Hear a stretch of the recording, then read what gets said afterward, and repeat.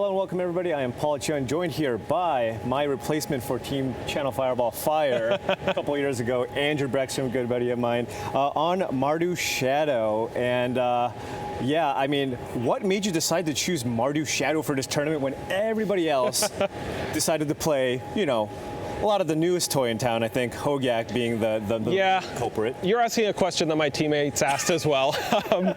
You know, it's funny, I played Mardu Death Shadow in the Team Modern Super League a couple weeks back. We were just like looking for deck lists and it seemed kind of sweet. And then Jacob Wilson showed up with like a couple days before testing and was just like, hey, I've been working on it. I think this deck's pretty good. He cut the Dreadhorde Arcanist from it. And the big standout new card is Ranger Captain of Eos. That's the thing that makes the deck really tick. Got me excited. I also remember watching you play that deck, and so which makes me even more surprised that you're still here playing the deck. There was some learning bumps with that one. Yeah, there's a learning curve for every deck. All right, well, let's hop straight into the deck here with the first slide here. We have, of course, the hand disruption here. We have Inquisition of Kozilek, Thoughtseize, and Tide Hollow Sculler. Yeah, I mean, pretty standard for a Death Shadow deck. You want to rip apart their hand first before you get your Death Shadow down. The big new addition here is Tide Hollow Sculler.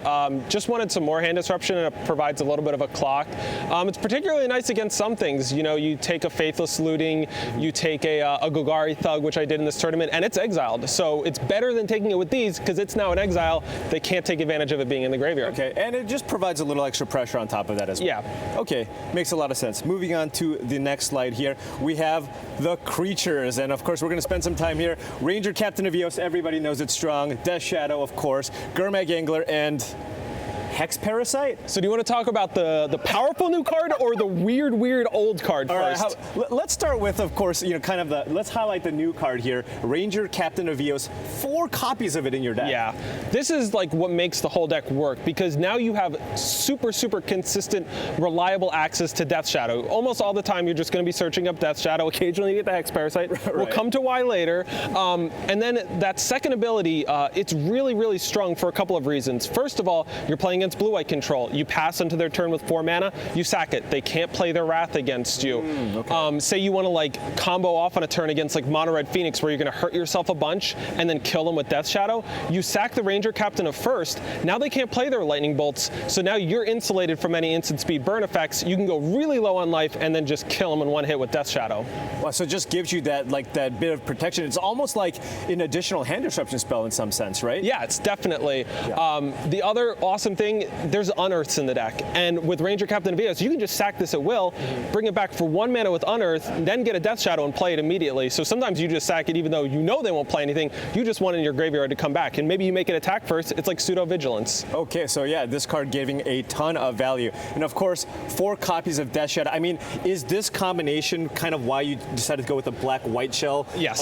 That's kind of different than the typical Grixis shell that we've seen a lot? Yeah, the format's sped up. Like, you just don't have time to mess around with blue cantrips right now. And honestly, the format's gotten so much more hostile to Death Shadow. Blast Zone is super potent against the deck. And then Aria Flame, the big new addition, you don't want your opponent to make you gain 10 life when you're playing with Death Shadow. Oh man, so, that's like a super counter. Oh, it's brutal. Yeah. So if you were going to play with Death Shadow, you need something super powerful to add to the deck to make you want to play with it. Ranger Captain of Eos is just enough to get me interested again. Sure. Okay, and why 1 copy of Gurmag Angler? Yeah, without the Thought Scours, you're not great at like filling up the graveyard. If you draw it early, you know, you've got Tide Hollow Scullers on 2, Ranger Captain of Eos kind of requires all your mana on 3, so it's not like super into your game plan, but sometimes you just put some fetch lands in your graveyard, put some Mishra's Baubles in your graveyard, next thing you know, you got another 1 mana threat. Okay, so there's just a lot of value in just at least having that first big creature. I think so. Okay, makes sense. And then of course the kind of jank right here at the end, 1 copy of Hex Parasite. I mean, are you using this to remove a bunch of counters? Why do you have this in your deck? So that card's got a lot of text right there. Let's just break it down real nice and simple. Basically what the card says is pay 2 life for no reason at all. Okay. So you can search it up with your Ranger Captain of Eos, and when it's in play, just pay 2 life, you just target something and you remove 0 counters using the Phyrexian mana ability, and you grow your Death Shadow. But yes, it is true, if you play against Planeswalkers, you can actually just kill a Planeswalker with it. I killed a Narset with it yesterday. So it's a nice little combo. You know, there's some other instances in the format. If you have it in play before Chalice on 1 comes down, you can remove the counter from that, you can remove a counter from Blast Zone. There's a bunch of different little things going on, but mostly what we're doing with it is just growing our Death Shadows at will. Okay, definitely makes some sense. I can see the justification for having 1 copy of Hex Parasite in the deck. All right, moving on to the next slide here, we have it looks like we're going to have some removal, and no, actually we have some of the graveyard cards and the artifacts here. We have Street Wraith, 4 copies, of course, Unearth, Mishra's Bauble, and Nihil Spellbomb. Yeah. Unearth, as mentioned before, just nice being able to bring back those Ranger Captain Evioses if nothing's going on in your graveyard. 2 costs to cycle, not too bad. Right. Mishra's Bauble is actually a little bit better here than it has been in older Death Shadow builds. The addition of 4 Silent Clearings means you have a slightly lower amount of fetch lands in your deck, which is actually kind of nice because when you draw 1 fetch and 1 non-fetch, you get to make that turn 1 Mishra's Bauble, look at the top card of your deck. If you like what you see, you play the Silent Clearing and use that first. If you don't like what you see, you play the fetch land, fetch away what was going to be bad on top of your deck, and then when you draw, you get a new random card. Okay, so a lot of additional ways. I mean, sequencing seems really important to really maximize on the value of all the cards in this deck. Yeah, that's the classic thing with Death Shadow is at the end of the game, you're likely going to be able to point to 5 little small decisions that you could have made differently. Right. It's like, should I bobble my opponent? Should I bobble myself? Should I have cycled? This is not even getting into the nightmare of playing with Silent Clearing, the new land that lets you pay 1 life every time you tap it. Because sometimes at the end of your opponent's turn, you'll just be like, do I want to just lose a life? Right.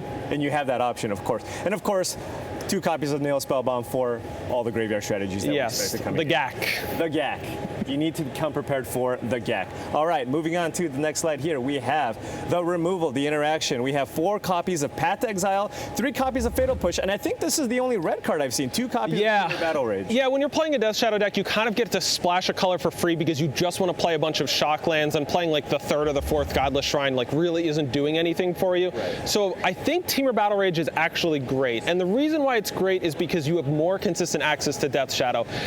Yes, in older builds with Gourmet Angler, you could combine it, but honestly, Gourmet Angler plus Temur Battle Rage is like a C+, whereas Temur Battle Rage plus Death Shadow is like an A. Right. So now that with Ranger Captain of Eos, you almost always have Death Shadow, TBR is great. Yeah, not only that, like you said, you can sacrifice the Ranger Captain to make sure that you can actually just resolve Temur Battle Rage and not have to worry about, your Death Shadow dying. Yep, definitely big.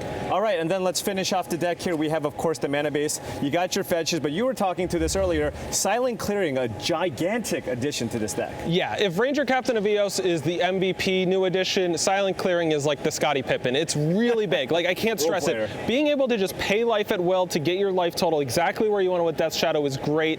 And then with Death Shadow decks, you're playing with these Street Wraiths, Mishra's Baubles, always liable to flood a little bit, and you don't need many lands actually in play, so the ability to just sacrifice and gas back up is great.